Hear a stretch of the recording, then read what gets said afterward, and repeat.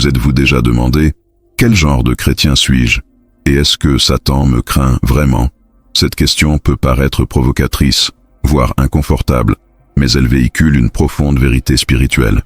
Dans un monde où beaucoup vivent une foi tiède, où la routine a remplacé la dévotion, où les prières sont devenues automatiques et où les enseignements de Jésus sont traités comme de simples conseils, il y a un groupe qui se démarque, un groupe que l'enfer reconnaît. Un groupe qui, même en silence, ébranle les fondements des ténèbres. Dans cette vidéo, nous allons parler de quelque chose que l'on entend rarement en chair, les 5 types de chrétiens que craint Satan. Et nous ne parlons pas de titres et de positions religieuses. Nous parlons d'attitude spirituelle, d'une vie de prière qui brûle comme de l'encens devant Dieu, d'une foi qui résiste au feu des épreuves, d'un cœur qui porte le Saint-Esprit avec autorité. Beaucoup se disent chrétiens, beaucoup vont même à l'église, connaissent des versets, chantent des hymnes, participent à des ministères. Mais le royaume des ténèbres les considère-t-il comme une menace? Ou s'agit-il simplement d'un autre chiffre dans les statistiques de la foi? Satan ne craint pas ceux qui ne connaissent que la Bible. Il craint ceux qui vivent en la parole. Il ne recule pas devant ceux qui répètent des prières toutes faites. Mais il est troublé lorsqu'un chrétien s'agenouille en secret et crie avec sincérité, avec ferveur, avec larmes. Il ne craint personne qui porte un titre, mais il fuit celui qui porte le nom de Jésus avec autorité, brisant les chaînes et libérant les captifs par ses paroles et ses prières. Vous vous rendrez compte qu'être un chrétien craint par l'ennemi n'a rien à voir avec la renommée spirituelle, mais avec l'intimité avec le Père. Il s'agit de marcher avec Dieu comme marchait Enoch. Avoir l'audace d'Élie, la pureté de Joseph, le cœur brisé de David, la foi audacieuse de Pierre, la délivrance de Paul. Et surtout, il s'agit de refléter le caractère du Christ dans chaque attitude, même dans les coulisses de la vie, loin des yeux humains. Dans cette vidéo, chaque type de chrétien révélé est comme un miroir. Vous vous identifierez, vous confronterez et, si vous le permettez, vous transformerez. Car ce message n'a pas seulement pour but d'informer, mais d'éveiller. Pour raviver le feu de l'autel, qui pour beaucoup est presque éteint, vous découvrirez qu'il y a des chrétiens qui, sans même le savoir, ont un impact sur le monde spirituel. Que votre simple présence dans un lieu suffit à changer les ambiances, rompre les liens spirituels et révéler la lumière du Christ là où tout semble ténèbres. Et surtout, vous comprendrez que vous pouvez faire partie de ces chrétiens. Que la même onction, la même autorité et le même esprit qui étaient sur les héros de la foi sont à votre disposition aujourd'hui, maintenant, pour vous. Mais avant de révéler ces 5 types, vous devez réfléchir. Votre vie de prière a-t-elle ébranlé l'enfer ou alimenté l'indifférence spirituelle? Vos choix quotidiens révèlent-ils la croix ou la commodité? Vivez-vous pour plaire à Dieu ou pour être accepté par le monde? Restez avec moi jusqu'à la fin, car ce que nous allons partager ici peut transformer radicalement votre marche avec Dieu. Préparez-vous, car la suite n'est pas seulement du contenu, c'est une vocation, une alerte spirituelle, une révélation qui pourrait changer votre vie. Parce que les prochaines minutes vont vous montrer quelque chose que Satan veut que vous ne découvriez jamais. Et si vous êtes ici, c'est parce que Dieu vous a amené dans un but précis. Rien n'est dû au hasard dans le royaume de Dieu. Et avant même de révéler le premier type de chrétien que Satan craint, je souhaite lancer une invitation spéciale. Écrivez votre demande de prière maintenant dans les commentaires. Peu importe que ce soit pour la guérison, pour la libération, pour votre famille, pour un rêve qui semble impossible. Prions ensemble. Cette chaîne est plus qu'un espace de contenu biblique. Ici, c'est un lieu de communion, d'intercession, de pleurs. La prière est l'arme la plus puissante qu'un chrétien puisse utiliser. C'est elle qui ferme la gueule des lions, qui ouvre les portes des prisons, qui calme les tempêtes et active le ciel en notre faveur. C'est par la prière que nous gagnons des batailles que les yeux humains ne peuvent même pas voir. Quand un chrétien prie, l'enfer tremble. Et ce n'est pas parce que nous avons de belles paroles, c'est parce que nous avons un Dieu vivant qui répond.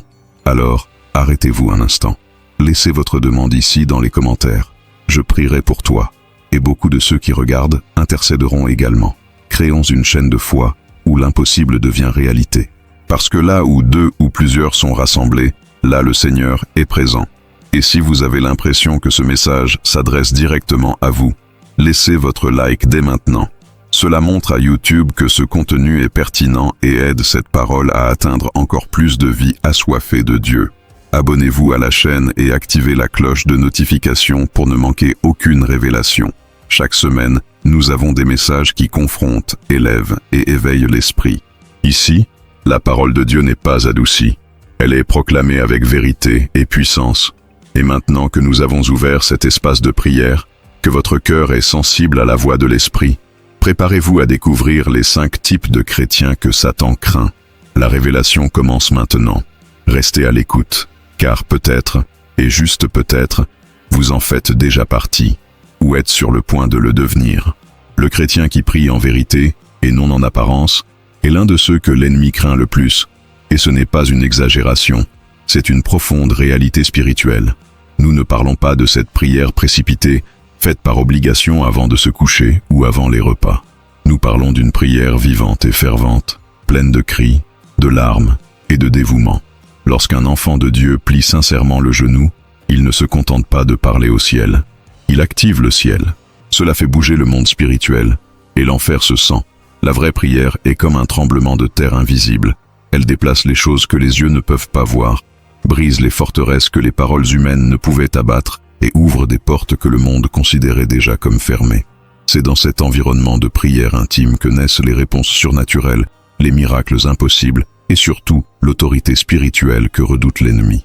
Satan n'est pas gêné par les belles paroles et les répétitions religieuses. Il n'est pas ébranlé par les prières mémorisées et sèches qui sortent de la bouche mais ne quittent pas l'esprit. Ce qui le dérange, ce qui l'effraie vraiment, c'est ce moment où quelqu'un se lance dans une guerre de prière, seul dans sa chambre, s'arrachant le cœur devant Dieu. Il craint plus le bruit de son genou au sol que le bruit d'un microphone dans sa main.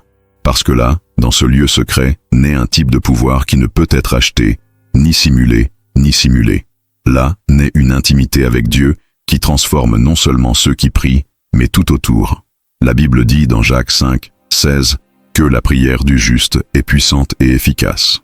Ce n'est pas n'importe quelle prière, c'est la prière des justes. Et qui est juste? Celui qui marche avec Dieu, qui vit dans l'alliance, qui a le cœur brisé. Quand ce juste prie, le ciel écoute et l'enfer se retire. Élie a prié et le ciel s'est fermé. En priant à nouveau, il l'ouvrit. Jésus a prié avant chaque miracle. Les apôtres ont prié avant chaque décision. Pierre a prié en prison et un ange a été envoyé. Paul et Silas ont prié à minuit et les chaînes ont été ouvertes. La puissance de la prière ne réside pas dans le volume de la voix, mais dans l'intensité de l'esprit. Peut-être que vous entendez cela et pensez « Mais je ne sais pas prier comme tout le monde ». Laissez-moi vous dire quelque chose. Dieu n'attend pas de belles paroles de votre part. Il attend de la sincérité. Il ne veut pas de phrases toutes faites. Il veut du cœur. Si vous priez simplement en disant « Seigneur, j'ai besoin de toi », avec la vérité dans votre âme, c'est déjà une bombe spirituelle contre le royaume des ténèbres. La vraie prière est brute. Elle est réelle. Elle est émotionnelle. Elle est spirituelle. Parfois c'est avec la voix, parfois avec des larmes, parfois c'est juste le silence. Mais quand cela vient d'un cœur abandonné, cela atteint le trône de Dieu. Et ce n'est pas tout. L'ennemi craint quiconque intercède, non seulement pour lui-même, mais aussi pour les autres. Lorsque vous priez pour vos enfants, vous élevez un bouclier autour d'eux. Lorsque vous réclamez votre mariage, vous dressez des murs spirituels que Satan ne peut pas facilement pénétrer. Lorsque vous priez pour votre quartier, pour votre église, pour les malades, pour les toxicomanes, vous devenez un pont entre la terre et le ciel. Et ce pont a du pouvoir. Le diable déteste les intercesseurs parce qu'ils interrompent ses plans. Il craint ceux qui prient à l'aube. Il craint ceux qui prient à jeun. Il craint ceux qui prient, puis se lèvent avec foi, croyant en la réponse. Et savez-vous quel est le secret? La prière est une arme à la disposition de nous tous. Peu importe si vous êtes nouveau dans la foi ou si vous marchez avec Dieu depuis des années. Peu importe si vous vous sentez faible ou si vous traversez une période difficile. La prière est votre connexion directe avec le Père. Et le Saint-Esprit intercède avec des gémissements qui ne peuvent être exprimés par des mots, même quand on ne sait pas quoi dire. C'est à ce moment-là qu'il faut insister. Parce que plus vous priez, plus vous devenez fort. Plus vous cherchez, plus vous vous alignez sur le dessein divin. Et plus vous vous alignez, moins l'ennemi a de place dans votre vie. C'est pourquoi je veux vous défier maintenant. Oui, je vous mets au défi. Dans les commentaires de cette vidéo, écrivez quelque chose qui représente votre foi. Cela peut être une phrase, une courte prière, un mot qui exprime votre confiance en Dieu. Quelque chose comme « Je suis un intercesseur que l'enfer craint » ou « Ma prière est mon arme. Écrivez-le comme un acte prophétique, parce que lorsque vous déclarez, vous activez. Il prend position. Et si ce contenu vous touche, commentez ci-dessous. Aujourd'hui, je prie à nouveau avec la vérité. Ou simplement, Dieu entend encore. Cela responsabilisera ceux qui le liront. Cela relèvera des guerriers spirituels qui pourraient être tombés. Et cela montrera à YouTube que ce message doit toucher davantage de vies. Et quand nous parlons des chrétiens que Satan craint, nous ne pouvons nous empêcher de parler de ceux qui connaissent et utiliser la parole de Dieu comme une épée. Il ne s'agit pas seulement de connaître des versets par cœur. Il ne s'agit pas d'avoir une Bible ouverte sur une étagère à la maison. Il s'agit de le porter dans son cœur et de l'utiliser comme une arme au milieu de la bataille. Parce que toute bataille spirituelle se gagne avec la parole, et l'ennemi le sait mieux que quiconque. Lorsque Jésus a été tenté dans le désert, il n'a pas répondu au diable par l'émotion ou la force physique. Il n'a pas utilisé d'arguments humains. Il a simplement dit « C'est écrit », et cela a suffi à faire taire l'accusateur. Le diable a essayé 3 fois, et à chaque fois il a été vaincu par la même arme, la parole. Cela nous montre une clé spirituelle puissante. Celui qui vit la parole, celui qui proclame la parole, celui qui fait confiance à la parole, porte une épée tranchante dans ses mains. Le problème est que de nombreux chrétiens considèrent la Bible comme une amulette ou comme une obligation religieuse. Ils lisent comme une routine, ou pire, juste pour publier un beau vers sur les réseaux sociaux. Mais ce que Satan craint vraiment, ce sont ceux qui lisent pour vivre, qui méditent pour comprendre, qui recherchent la révélation à appliquer.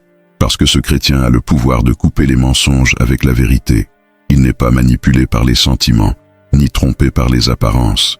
Il discerne la tromperie parce qu'il connaît la vérité. Et la vérité vous libère. Éphésiens 6, 17 nous rappelle que l'épée de l'esprit est la parole de Dieu. Ce n'est pas une épée décorative. C'est la guerre. C'est offensant. Il doit être utilisé contre les flèches mensongères, les pensées d'accusation, l'oppression spirituelle, les doutes implantés dans l'esprit. Lorsque vous êtes ferme dans la parole, l'ennemi peut même essayer de vous attaquer, mais il ne trouve aucune faille. Parce que vous savez déjà qui vous êtes, vous savez déjà qui est votre Dieu, et vous savez quelle est la promesse. C'est ce qui rend un chrétien dangereux dans le monde spirituel, la connaissance de la vérité. Et peut-être vous demandez-vous, mais je ne connais pas grand-chose à la Bible. Comment puis-je utiliser cette épée? Et la réponse est simple. Commencez dès aujourd'hui. Commencez par lire un chapitre par jour. Commencez par mettre en valeur ce qui vous parle. Commencez à prier les versets. Commencez par déclarer des promesses concernant votre vie, votre maison, vos enfants. La parole de Dieu n'a pas été écrite uniquement pour les érudits. Il a été écrit pour les enfants. Et chaque enfant qui décide de s'y plonger devient plus fort, plus sage, plus protégé. La parole est aussi la nourriture de votre foi. Romains 10, 17 dit que la foi vient en entendant et en entendant la parole de Dieu. Plus vous lisez, plus vous croyez. Plus vous croyez, plus vous voyez des miracles. Parce que la foi ouvre des chemins que la peur ferme. La foi détourne l'attention du problème et met l'accent sur la promesse. Et Satan sait qu'un chrétien dont la foi est nourrie par la parole est imbattable. Il est peut-être simple, humble, mais quand il parle, le ciel l'écoute et l'enfer tremble. Un autre aspect puissant de l'utilisation de la parole est qu'elle apporte la lumière. Le psaume 119, 105 dit « Ta parole est une lampe à mes pieds, une lumière sur mon sentier. » En d'autres termes, un chrétien qui vit dans la parole ne marche pas dans l'obscurité. Il sait où aller, il a une direction. Et c'est précisément ce que le diable déteste. Voir quelqu'un marcher avec une sécurité spirituelle, avec un objectif clair, avec une vision du royaume. Parce que cela signifie que ses projets visant à confondre, décourager ou induire cette personne en erreur échouent. La parole a également le pouvoir de guérir, de restaurer et de transformer. Elle est vivante et efficace, comme le dit Hébreux 4, 12. Il sépare ce qui est âme et ce qui est esprit, révèle les intentions du cœur, et plus encore, il confronte. Et lorsque nous y sommes confrontés, nous avons la possibilité de changer. Et lorsque nous changeons, nous devenons une menace. Par conséquent, si vous voulez être un chrétien que l'enfer craint, vous devez vous immerger dans la parole. Ne vous contentez pas d'en entendre parler, mais apprenez-le par vous-même. Pas seulement citer des versets hors contexte, mais comprendre le cœur de Dieu derrière chaque lettre.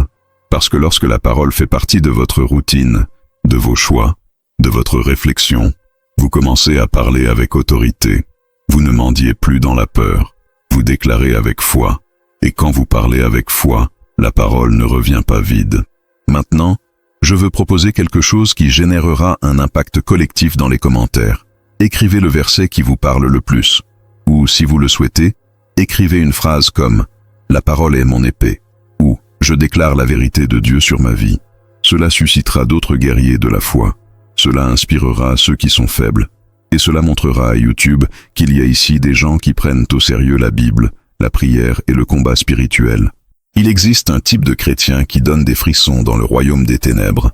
Ce n'est pas le plus populaire, ni le plus applaudi, mais c'est le plus résistant. Il est peut-être rejeté par les hommes, mais il est craint par les démons. C'est le chrétien qui ne négocie pas sa foi, même sous pression. C'est lui qui reste ferme, même quand tout autour de lui crie d'abandonner. C'est le chrétien qui choisit la fidélité alors qu'il serait plus facile de se taire. Qui reste en présence de Dieu quand tout autour le repousse. Il n'est pas façonné par les circonstances. Il est forgé par la vérité. Nous vivons à une époque où beaucoup n'adhèrent à la foi que lorsque cela leur semble confortable, quand cela n'exige pas de démission, quand on ne se confronte pas à ses désirs personnels. Mais ce type de chrétien que craint Satan est tout le contraire de cela. Il sait qu'être fidèle à Dieu peut coûter cher. Cela peut coûter des amitiés, des portes, des réputations, des opportunités. Mais il sait aussi que le prix à payer pour déplaire à Dieu est toujours plus élevé que celui pour déplaire aux hommes. Et c'est pourquoi il choisit de rester ferme, même lorsque personne d'autre n'est debout. Daniel était comme ça. Face à un décret interdisant la prière, il ne s'est pas caché. Il ouvrit les fenêtres et pria, comme il le faisait toujours.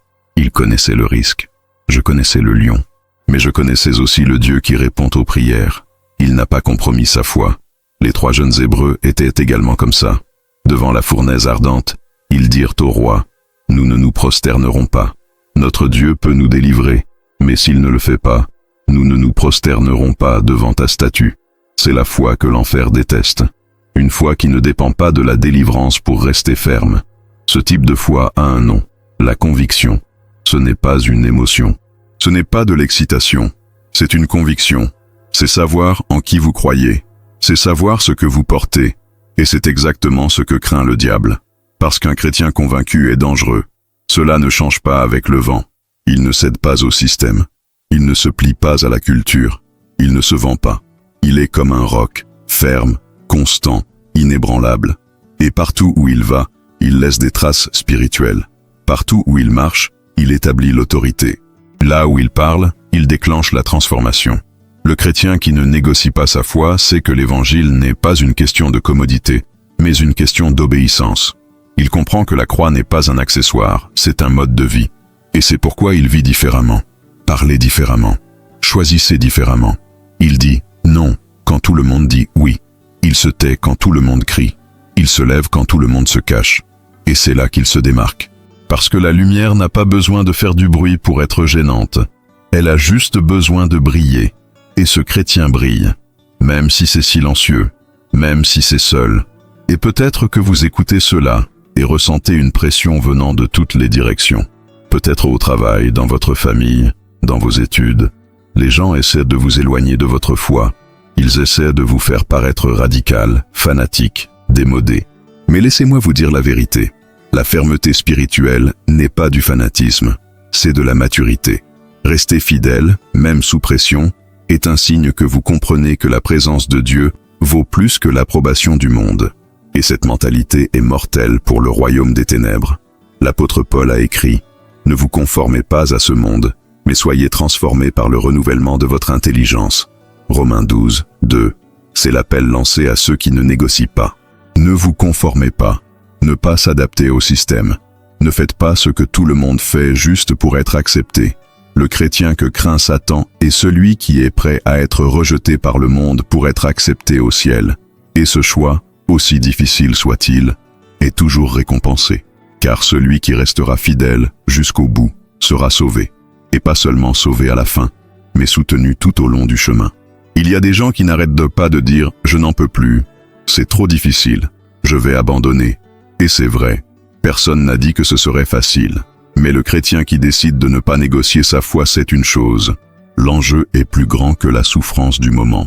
Il comprend que chaque renoncement ici sur terre construit une éternité glorieuse avec le Christ. Et c'est pourquoi il le suit. Parce qu'il a les yeux tournés vers l'éternité, pas seulement vers le présent. Et maintenant, c'est à votre tour de parler. Pour laisser votre marque ici, écrivez dans les commentaires « Je ne compromets pas ma foi » ou « Même sous la pression, je resterai fidèle » ou, si vous le souhaitez, partagez d'où vous regardez et à quel point il a été difficile de rester fort. Cela incitera d'autres à faire de même. Cela générera l'unité. Cela activera la foi. Et cela montrera qu'il existe encore des chrétiens prêts à marcher à contre-courant, contre le système, contre la superficialité. Et ça, mon frère, c'est un chrétien que l'enfer craint. Il existe une dimension spirituelle à laquelle de nombreux chrétiens n'accèdent jamais car ils confondent culte et musique. Ils pensent que l'adoration consiste à chanter les yeux fermés lors du service du dimanche, en levant les mains pendant que la louange joue. Mais le véritable culte va bien au-delà de ce qui se passe à l'intérieur d'un temple. La véritable adoration est une vie abandonnée. C'est lorsque vous décidez de glorifier Dieu non seulement avec votre voix, mais aussi avec vos choix, avec votre posture, avec votre cœur.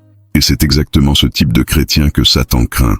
Ceux qui vivent une adoration authentique. L'ennemi déteste le vrai culte parce qu'il a lui-même été créé avec cette fonction. Et quand il voit quelqu'un faire sincèrement ce qu'il a été expulsé du ciel pour corruption, il devient furieux. Il sait que là où se trouve la véritable adoration, il y a la présence de Dieu. Et là où Dieu habite, il ne peut pas rester. Un environnement de culte brise les chaînes, transforme les atmosphères, expulse l'oppression.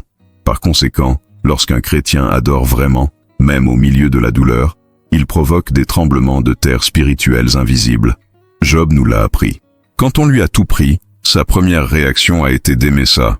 Il a déchiré ses vêtements, est tombé par terre, et a adoré. Cela a déconcerté Satan, parce que son plan était que Job blasphème, se révolte, s'éloigne. Mais Job n'adorait pas pour ce qu'il avait, il adorait pour qui était Dieu. C'est ce qui fait de l'adoration une arme puissante. Lorsque vous adorez au milieu de la perte, au milieu de la lutte, au milieu de la pénurie, vous dites à l'enfer, « Ma foi n'est pas conditionnelle. Je connais mon Dieu.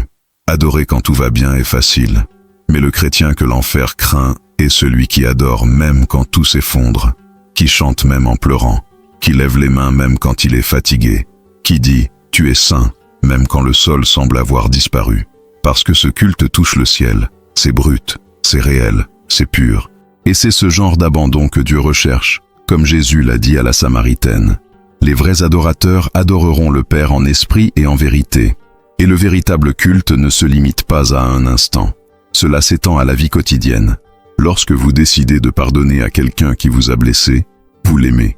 Lorsque vous abandonnez quelque chose pour l'amour de Dieu, vous adorez. Quand vous dites non au péché au nom de la sainteté, c'est aussi de l'adoration. Chaque acte qui honore Dieu hors des projecteurs est un acte d'adoration qui résonne au ciel, et l'enfer écoute. La vie de David est un autre exemple puissant. Avant d'être roi, avant d'affronter Goliath, il était un adorateur sur le terrain. Seul, avec les brebis, il composait des psaumes et célébrait la grandeur de Dieu. Il adorait quand personne ne le voyait. Il recherchait la présence sans attendre un public.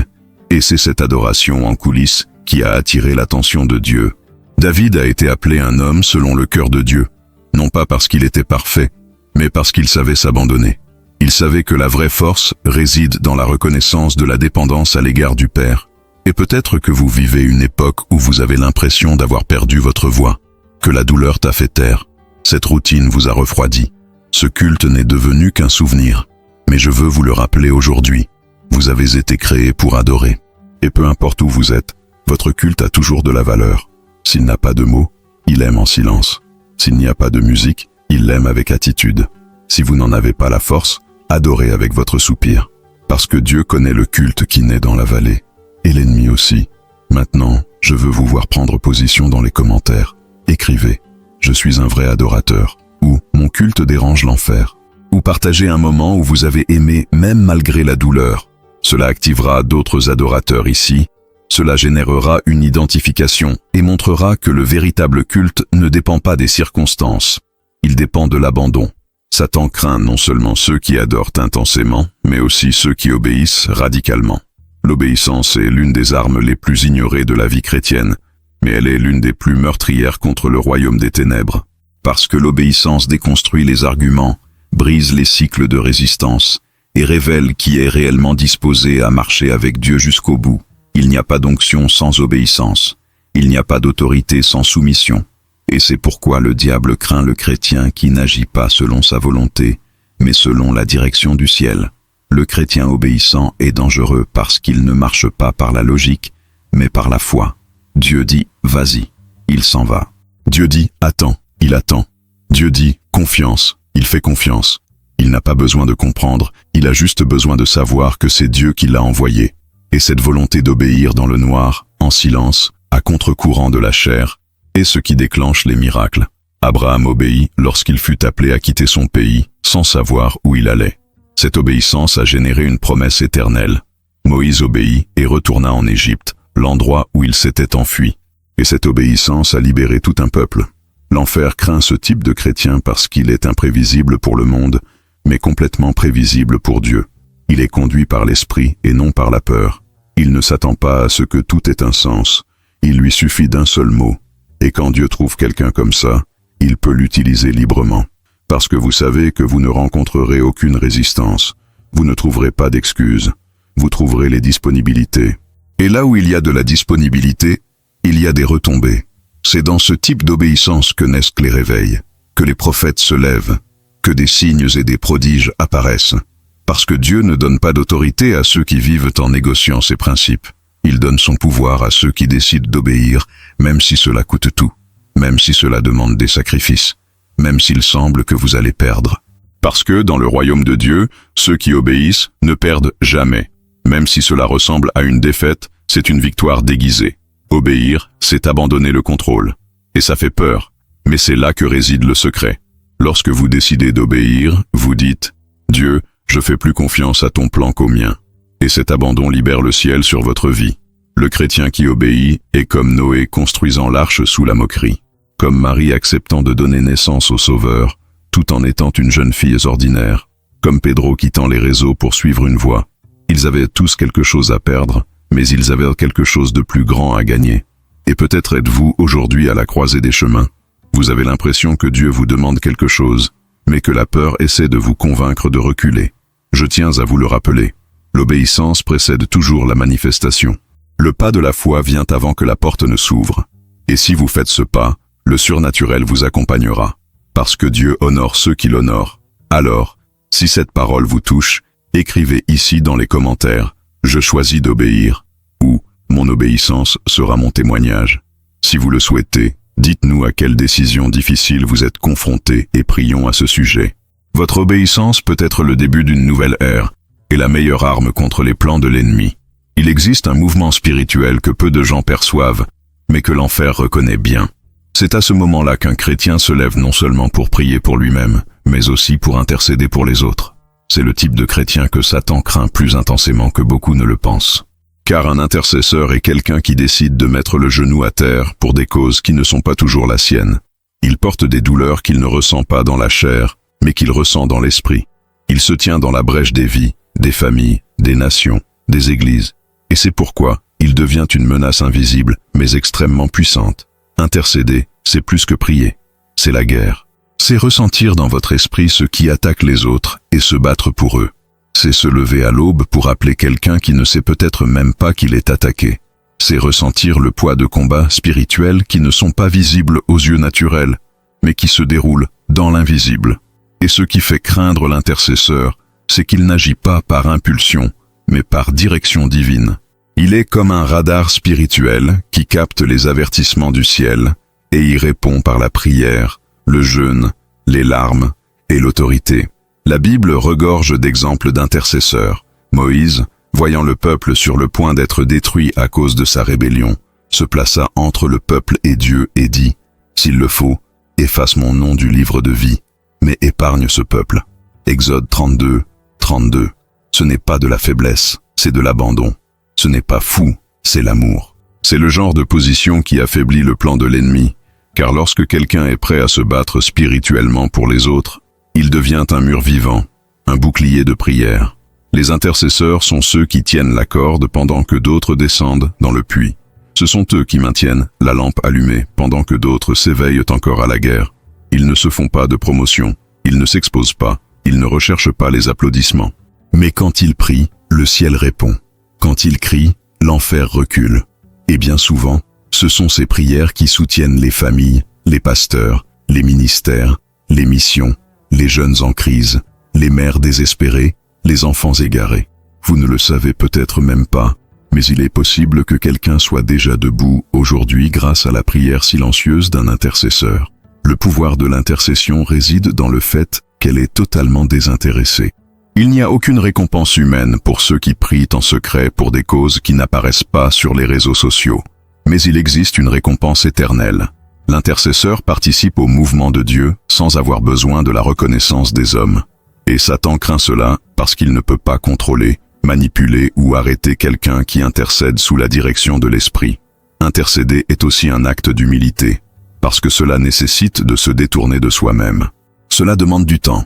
Cela nécessite un discernement spirituel, et cela nécessite un fardeau émotionnel que beaucoup ne sont pas disposés à porter. C'est pourquoi il y a si peu d'intercesseurs aujourd'hui, parce que le monde vous apprend à prier pour vous-même, pour vos rêves, pour votre vie. Mais le royaume vous apprend à prier pour l'autre, pour les perdus, pour celui qui vous a blessé, pour celui qui se drogue, pour la prostituée du coin, pour le politicien avec lequel vous n'êtes pas d'accord, pour le leader qui vous a déçu. Et c'est lourd. C'est profond, c'est divin. Et tu sais ce qu'il y a de plus beau? Dieu entend l'intercesseur.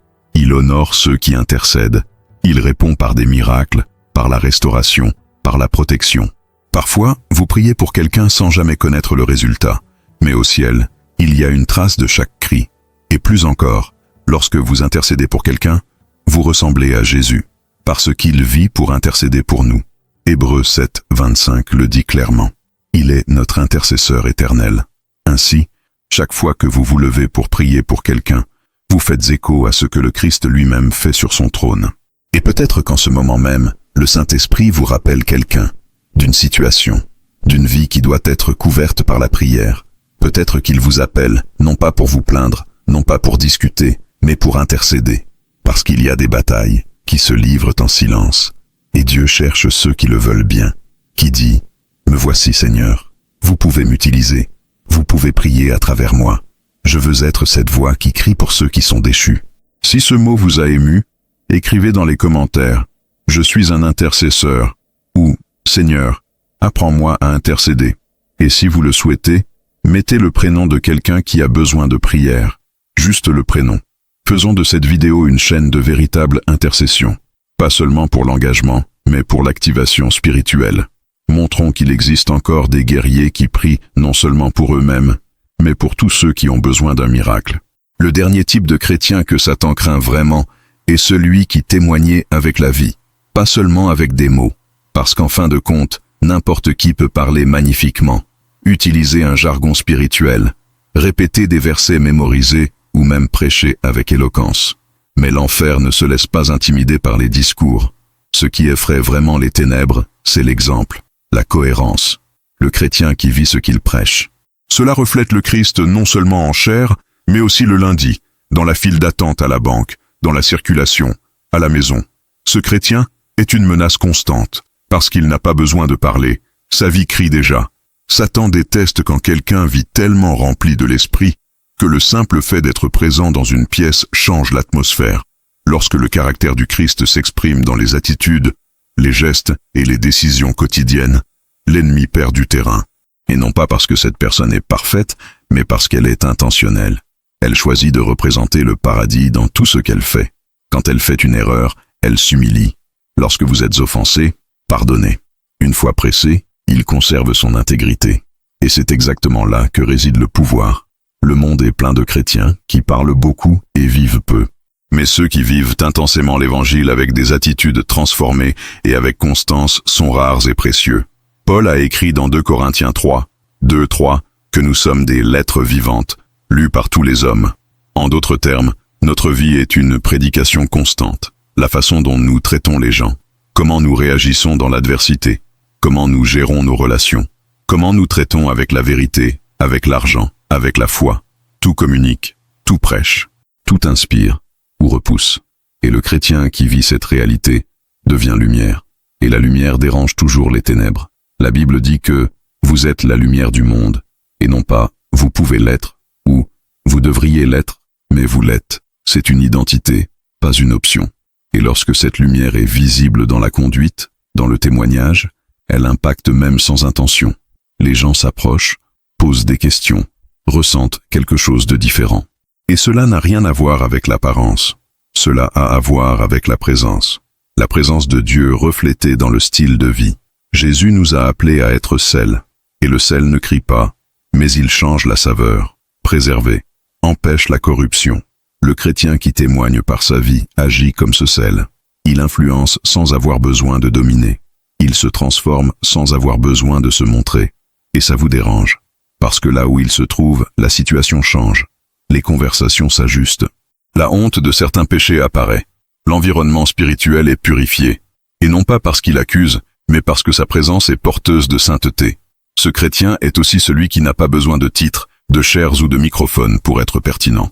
Il peut être un simple employé, un voisin discret, une mère de famille, et encore impacter des dizaines de vies rien que par son témoignage. Parce que vivre l'évangile avec intégrité est un type de prédication que le monde comprend, et que l'enfer ne peut pas réfuter. Satan peut tenter de discréditer un discours. Cela peut générer une confusion avec les hérésies, mais il ne peut effacer l'impact d'une vie transformée qui reste inébranlable jour après jour. Et peut-être que vous entendez cela en ce moment, et que vous sentez que vous devez ajuster certains domaines de votre vie. Peut-être réalisez-vous que vous avez parlé plus que vous n'avez vécu, qui a proclamé la foi, mais a parfois cédé dans la pratique. Et c'est normal de le reconnaître, parce que reconnaître est la première étape vers le changement. Et aujourd'hui, Dieu vous rappelle au centre de la cohérence, pour aligner parole et attitude, cœur et comportement, témoignage et conviction. Il n'y a pas de prédication plus puissante que l'exemple. Et il n'y a pas de guerre plus gagnée que celle menée en silence et avec constance. Le monde ne vous applaudit peut-être pas, mais le ciel le reconnaît. Et l'enfer aussi. L'enfer craint ceux qui se réveillent chaque jour avec la volonté de vivre l'évangile en toute vérité, même sans être vus. Parce que cette personne porte la présence. Et là où se trouve la présence de Dieu, le mal ne peut pas prévaloir. Maintenant, si ce mot vous a parlé, je veux vous mettre au défi d'écrire quelque chose dans les commentaires qui exprime cet engagement. Quelque chose comme « Ma vie est mon témoignage » ou « Je choisis de vivre véritablement l'évangile ». Si vous le souhaitez, partagez un changement que vous avez décidé d'apporter à partir d'aujourd'hui. Un domaine de votre vie où vous souhaitez aligner foi et pratique. Cela incitera également d'autres personnes à réfléchir. Et cela montrera qu'il existe toujours un peuple déterminé non seulement à parler, mais aussi à vivre.